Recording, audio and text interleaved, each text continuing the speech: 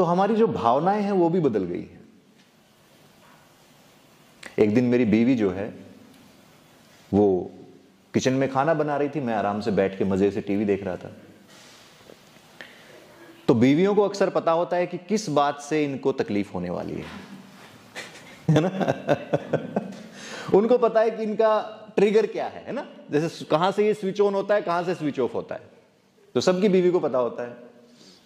शायद पतियों को भी किसी न किसी को दुर्लभ को पता होगा, ज्यादातर नहीं पता होता है और पत्नियों को पता होता है। तो उनको पता है कि इस बात से स्विच ऑन या स्विच ऑफ होगा, और जैसे ही वो कहते हैं तो हमारे अंदर से एकदम से वो रिएक्शन उठती है, वो भावना उठती है। लेकिन मैंने देखा उस दिन वो भावना नहीं उठी, उस दिन भावना दूसरी थी। उस दिन मैं देख के मुस्कुराया और मैंने कहा, बड़ी परेशान हो, सुबह से काम कर रही हो, आप बैठो, मैं आज खाना बनाता हूं। तो अब उसके लिए भी बड़ी समस्या की बात है, क्योंकि हर रोज तो क्या होता है कि इस बात पे फिर झगड़ा शुरू होता है, और वो चाह ही रही थी कि झगड़ा हो। लेकिन ये कह रहे हैं कि he is empathising with me, that I can understand you, आप you are going through this, मैं समझ सकता हूं इसको, और आप बैठिए मैं बनाता हूं। तो वो भी बड़ी आश्चर्य में हो गई, उनकी भी भावनाएं बदल गई। खाना मैंने ही बनाया वैसे उस दिन।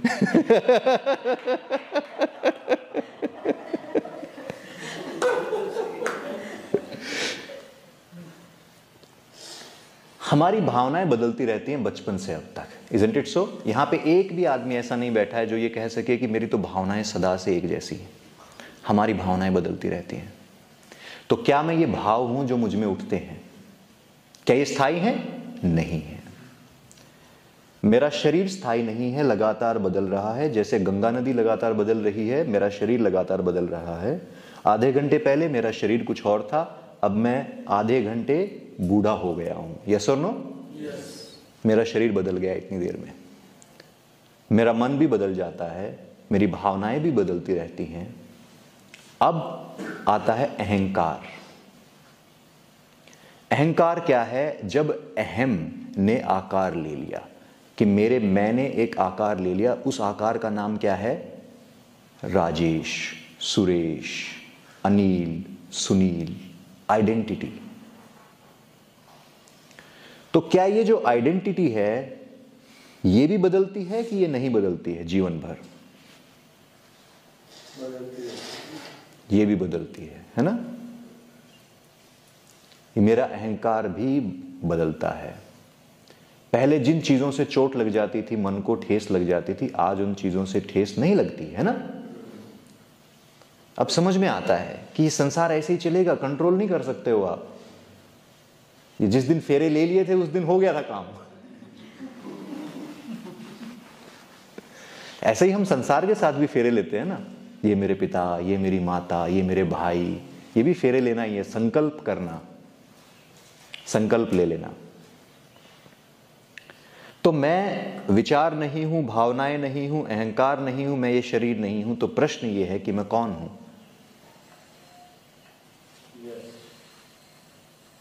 है ना? मैंने सब कुछ निकाल दिया एक एक करके। ये कपड़े मैं नहीं हूं, है ना? क्या ये कपड़े मैं हूं? ये कपड़े मैं नहीं हूं। ये शरीर मैं नहीं हूं, ये मन मैं नहीं हूं, ये भावनाएं मैं नहीं हूं। प्रश्न ये है कि क्या कोई ऐसा आपके भीतर है जो इन सब को बदलते हुए देख रहा है? आपको हां या ना बोलने में जल्दी नहीं करनी है, आराम से सोचें, देखें कि क्या कोई ऐसा है जो इन सब के बीच में जब सब कुछ बदल रहा है तो वो नहीं बदल रहा? क्या कोई ऐसा है?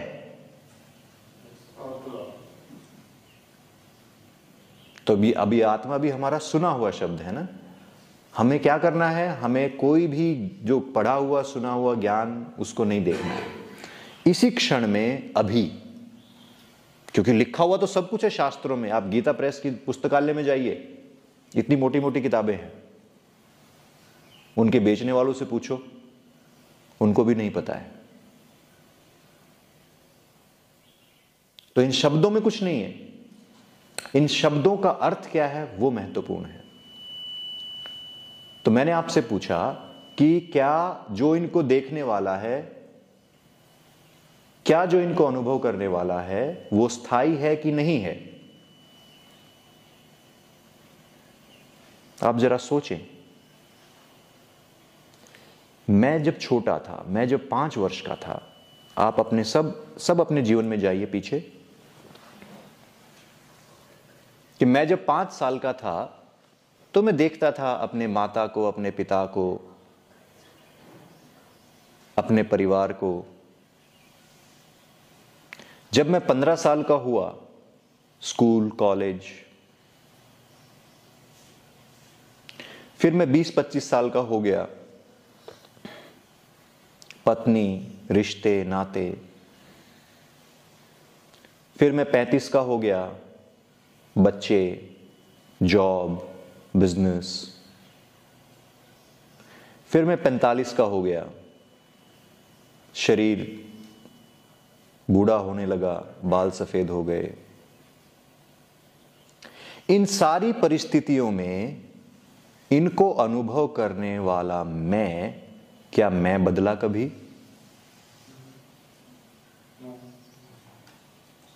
क्या इनको अनुभव करने वाला बदलता है?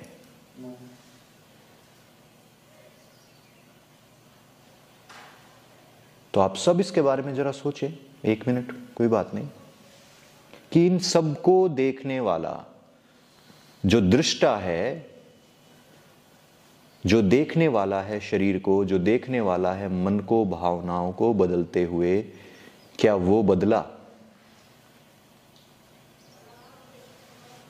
तो अब आप जवाब दे सकते हैं, यस और नो। तो अभी कुछ लोगों का नो बड़ा कमजोर है और कुछ लोगों का तो आया ही नहीं है। वो नहीं बदलता। यस और नो? नो, वो नहीं बदलता।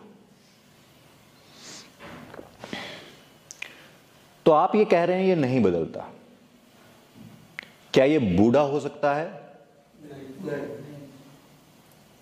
जब आपका शरीर बूढ़ा हो रहा है तो क्या वो बूढ़ा हो रहा है साथ साथ? नहीं।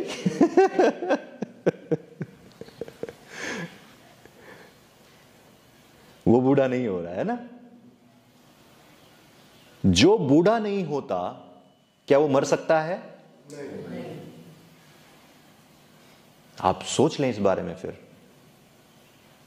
जब कृष्ण ने कहा कि वासांसी जीर्णानि यथा विहाय नवानि गृह्णाति नरोपराणि, या नैनम छिद्दन्ति शस्त्राणि नैनम दहति पावक न चनम क्लेदन तापो न शोषति मारुत, तो अर्जुन बस कृष्ण को देख रहा था, क्योंकि वो समझ में नहीं आया अर्जुन को कि ये क्या कह रहे हैं। पर मैं आपसे पूछ रहा हूं कि क्या ये जो मैं है, जो आपने अभी पहचाना जिसको, क्या इसको शस्त्रों से काटा जा सकता है? नहीं।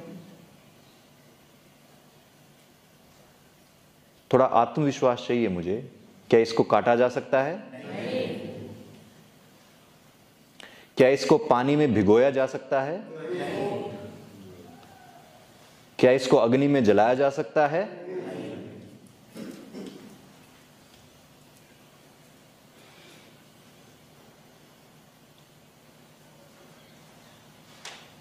इसकी बात श्री कृष्ण कर रहे हैं।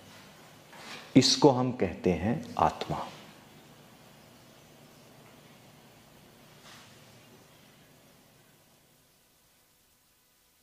क्या ये आत्मा आपसे दूर है कि नजदीक है?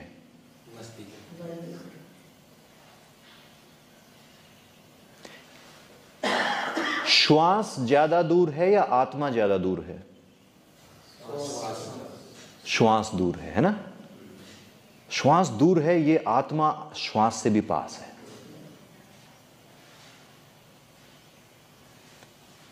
श्वास भी बदल रही है। यस और नो? क्या आत्मा बदल रही है? नहीं।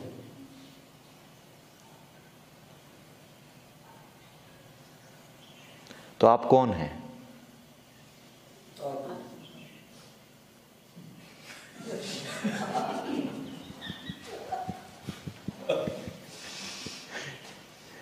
आप ये आत्मा है या ये शरीर है या मन विचार भावनाएं हैं? बताइए। आत्मा। इसमें वैसे भी प्रॉफिट है आत्मा कहने में, क्योंकि शरीर की तो दुर्गति होनी है ना? कोई संदेह है आपको? इसकी तो दुर्गति होनी है एक दिन। इधर ही लाएंगे गंगा में इसको बहाने के लिए। मांस भी जलेगा, हड्डियां भी जलेंगी, सब कुछ जलेगा। क्या इस आत्मा की दुर्गति होगी? नहीं।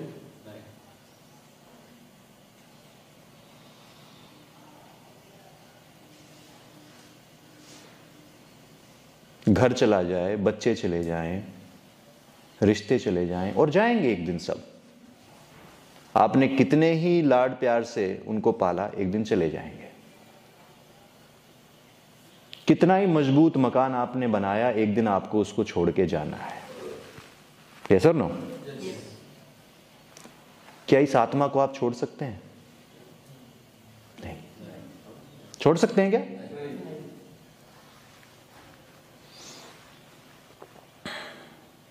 तो आप ये कह रहे हैं कि मैं ये आत्मा हूं जो कभी बूढ़ी नहीं होती, जिसको आग जला नहीं सकती, पानी सुखा नहीं सकता, शस्त्र काट नहीं सकते। तो फिर ये आत्मा भटकती क्यों घूम रही है?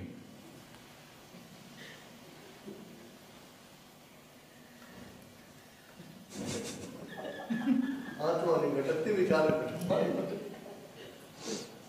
है ना? आत्मा नहीं भटकती। इसका मतलब क्या है? मैं नहीं भटकता। कौन भटकता है? मन भटकता है, भावनाएं भटकती हैं, शरीर भटकता है। और ये आत्मा क्या करती है जब ये मन शरीर आत्मा भटकते हैं? तो आपने सबने अनुभव किया है, तो आप बता सकते हैं क्या करती है? देखती रहती है ना।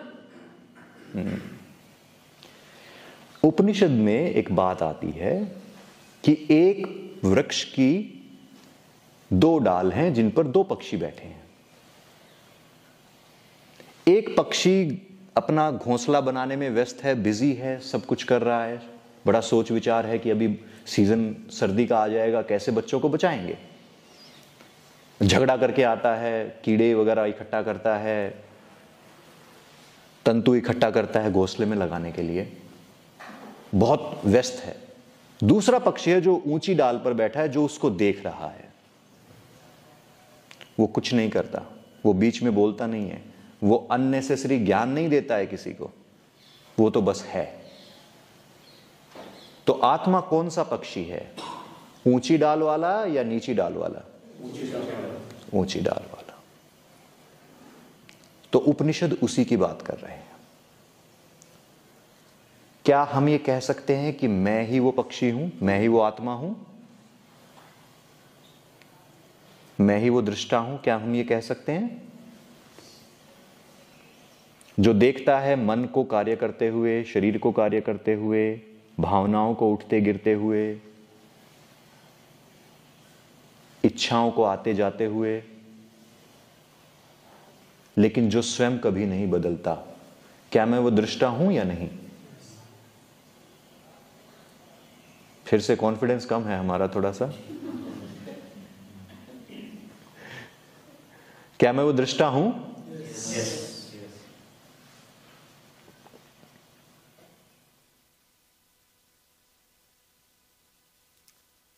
इस दृष्टा, इस आत्मा के बारे में शैविज्म में यह कहा गया है। जब पूछा गया कि आत्मा क्या है, तो शैविज्म में कहा गया चैतन्यम आत्मा। ये जो आत्मा है ये चैतन्य है। चैतन्य का अर्थ है ना तो ये पुरुष है ना ये स्त्री है।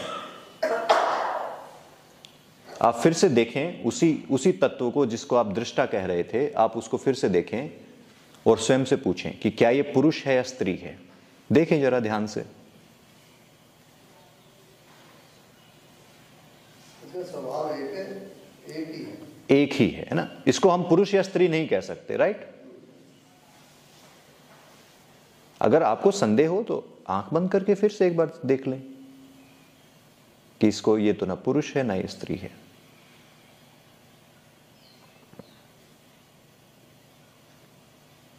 इसीलिए इसे कहा गया चैतन्यम। चैतन्यम हम इसलिए कहते हैं क्योंकि नपुंसक लिंग है वो, ना वो स्त्रीलिंग है ना वो पुल्लिंग है। और ये चैतन्य है। कैसे पता लगे कि आत्मा चैतन्य है? मैं आप सबसे पूछूं,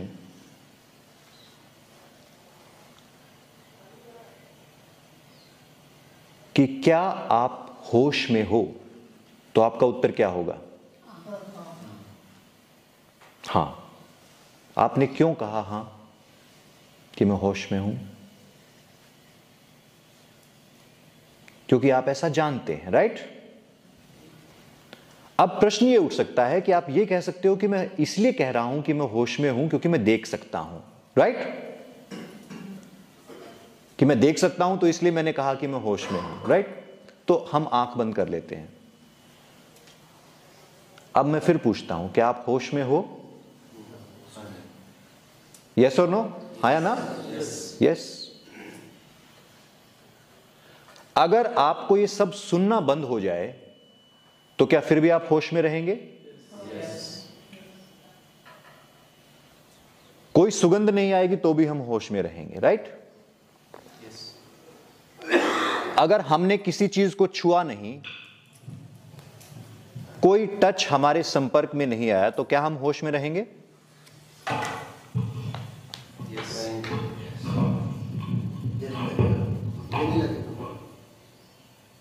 अगर छूने का अनुभव ना हो,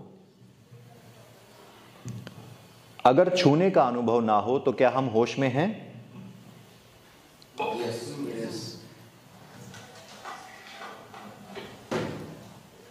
तो इसका अर्थ आप ये कह रहे हैं कि अगर दृश्य नहीं है तो भी मैं हूं, होश में हूं। यस और नो? अगर मुझे सुनाई नहीं देता तो भी मैं होश में हूं। यस और नो? मुझे कुछ चखा नहीं जाता, रस के अभाव में भी मैं होश में हूं। इसका अर्थ क्या है कि मैं शब्द, स्पर्श, रूप, रस, गंध इन पर निर्भर नहीं करता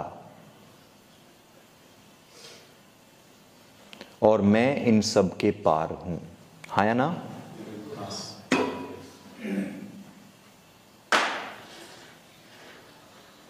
अब तक हमने ये समझ लिया कि मैं मन नहीं हूं, मैं भावनाएं नहीं हूं, मैं विचार नहीं हूं, यहां तक कि जो शब्द है, स्पर्श है, रूप है, रस है, गंध है, उनके अभाव में भी मैं चैतन्य हूं।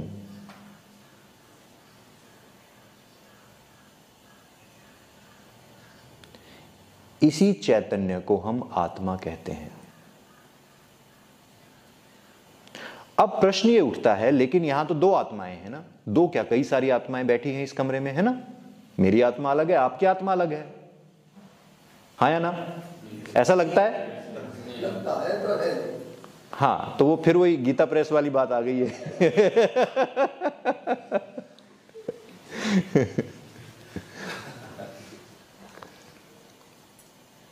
हमें लगता है कि आत्माएं अलग अलग हैं, मुझ में अलग है, मेरे बेटे में अलग है, और मुझ में अलग है, हम सब में अलग अलग आत्माएं हैं। और इसी बंधन की वजह से हम बार बार जन्म लेते हैं। इसको शैव दर्शन में कहा गया है आणव मल। आणव मल का अर्थ है कि हमें ये हम कन्विंस हो जाते हैं that I am an individual, that I am separate. मैं इस संसार से भिन्न हूं, मैं इस संसार से अलग हूं, and I am completely convinced. मुझे पूरा विश्वास है इस बात का। तो अगर आप लोग मन को एक बार छोड़ दें और सिर्फ उसी तत्व पर वापस जाएं, जिस तत्व को अभी आप सब अनुभव कर रहे हैं, हम उसी तत्व पर वापस जाएं,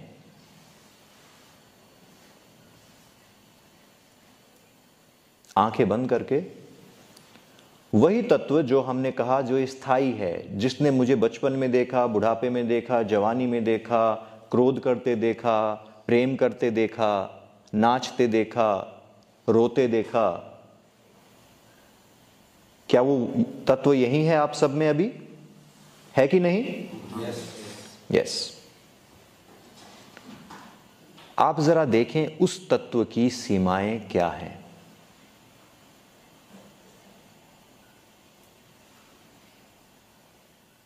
क्या वो तत्व इस शरीर के भीतर है या ये शरीर उस तत्व के भीतर है? शरीर उस तत्व के भीतर है। तो ये बड़ी गहरी बात होगी किसी के लिए। अगर आपको संदेह है तो एक काम करें, फिर से आंख बंद करें। जिनको संदेह है इस बात पे कि ये शरीर के भीतर ही तो चैतन्य है या आत्मा है, अगर आपको ऐसा लगता है तो आंख बंद करें।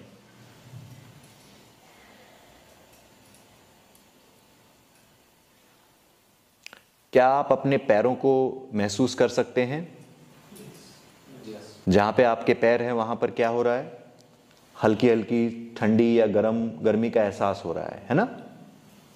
सेंसेशन है कुछ, है ना, जिसको हम पैर कहते हैं। मन उसको पैर कहता है, हमें नहीं पता वो क्या है, लेकिन वहां पे एक सेंसेशन है। यस और नो? ऊपर चलें, जो आपके पैर हैं वहां पर भी आपको कुछ सेंसेशन का अनुभव होगा। धीरे धीरे और ऊपर जाते जाएं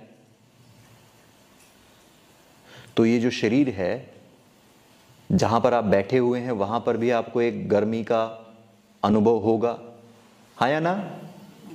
हो रहा है। अब जो आपकी कमर है वहां पर भी आपको अनुभव होगा कि जैसे एक सेंसेशन है। दोनों आंखों के बीच में भी आपको अनुभव होगा और उसके ऊपर जो हमारा मस्तक है वहां पर भी आपको अनुभव होगा जैसे कुछ बादल हैं, जैसे कुछ हैवीनेस है, भारीपन सा है या हल्कापन सा है, हाँ या ना? क्या यही सब आपका शरीर है? अभी यही तो अनुभव शरीर है ना? इसी को शरीर कहते हैं। ये जो अनुभव हमें हो रहे हैं यही तो शरीर है। यस और नो? ये सारे अनुभव क्या आपको उसी आत्मा, उसी तत्व के भीतर अनुभव हो रहे हैं? उनको अनुभव करने वाला क्या वही तत्व है? जरा देखें।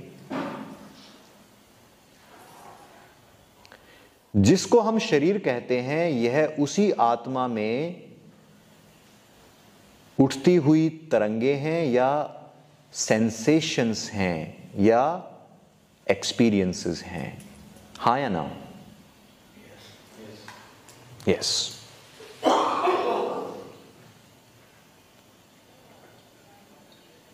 और ये जो सेंसेशन है, जो ये तरंगे हैं जिसको हम शरीर कहते हैं, जैसे मेरा पैर, मेरे हाथ, मेरा हृदय, मेरा मस्तक, ये तरंगें बदलती रहती हैं,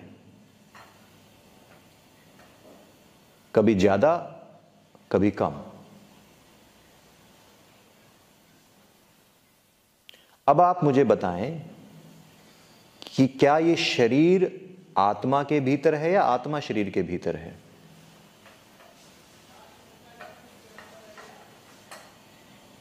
हमने अभी अनुभव किया कि मेरा शरीर क्या है ना? तो ये जो अनुभव था ये आत्मा के भीतर हो रहा है ना? तो क्या हम कह सकते हैं कि शरीर जो है वो आत्मा के भीतर है? यस और नो? क्या आपकी आत्मा इस शरीर तक सीमित है? नो। अगर आपको संदेह है तो इसी को आप देखें कि इसका स्वभाव क्या है। ये जो आत्मा है क्या ये पानी के समान है या आकाश के समान है? आकाश के समान है। बाकी लोग भी थोड़ा बोल सकते हैं, पानी के समान है कि आकाश के समान है? आकाश। अगर अनुभव नहीं है तो नहीं बोले, कोई बात नहीं है। अगर बिना अनुभव के बोलेंगे तो अपने आप को आप धोखे में रखेंगे। अपने आप को बंधन में रखेंगे और उस बोलने से कोई फर्क भी नहीं पड़ता।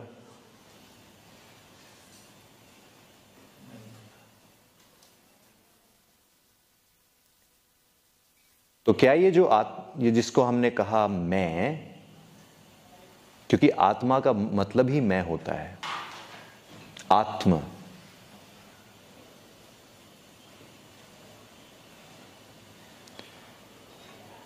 ये इस आकाश के समान है, हाँ या ना? जरा देखें कि इस आकाश की कोई सीमाएं हैं?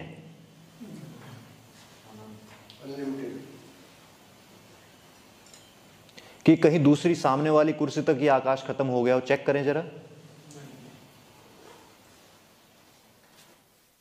या मुझ तक आते आते खत्म हो गया हो आपका आकाश?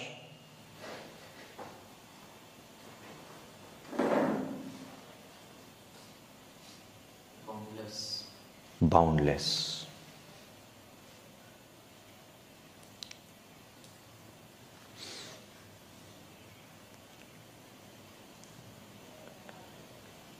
तो ये आकाश जो है ये इस शरीर के पार भी है और मेरे सामने जो शरीर बैठा है उसमें भी यही आकाश है, हाँ या ना?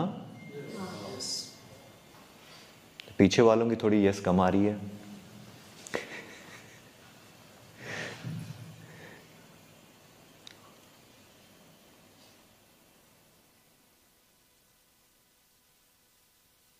आपके जो सामने बैठे हैं, क्या उनका आकाश आपके आकाश से भिन्न है?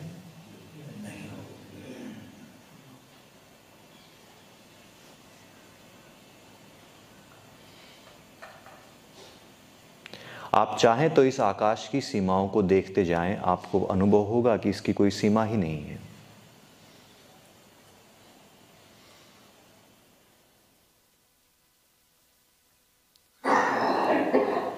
क्या ये आकाश कभी पैदा होता है?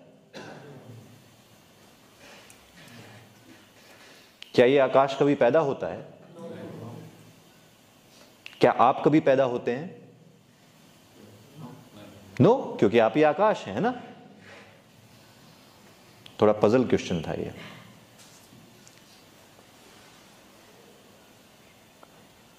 अगर ये पैदा नहीं होता है तो क्या ये मर सकता है? क्या ये आकाश मर सकता है? पक्का? गंगा में बहाने के लिए किसको लाया जाएगा?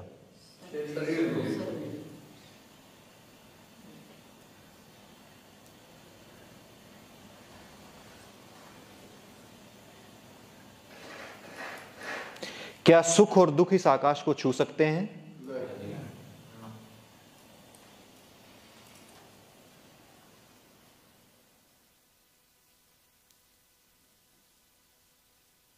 क्या कोई भी विचार, कोई भी भावना इस आकाश को बांध सकती है? जैसे अगर आकाश में बादल उठते हैं तो क्या वो उस अनंत आकाश को बादल बांध पाते हैं क्या?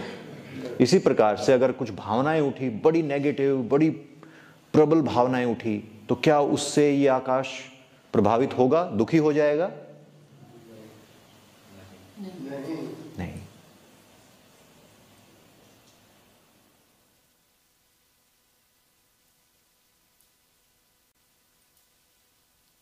सुख और दुख से अलग है और इसलिए इसे कौन बांधे?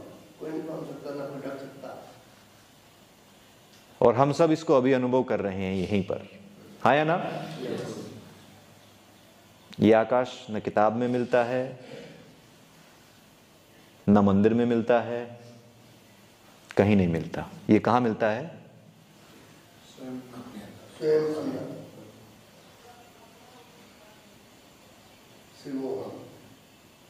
क्या ये भीड़ में मिलता है?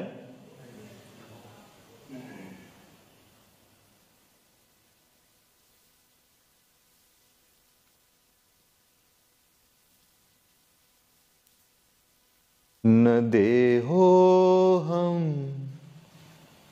न मनो अहम न जानामि को हम न देहो हम न मनो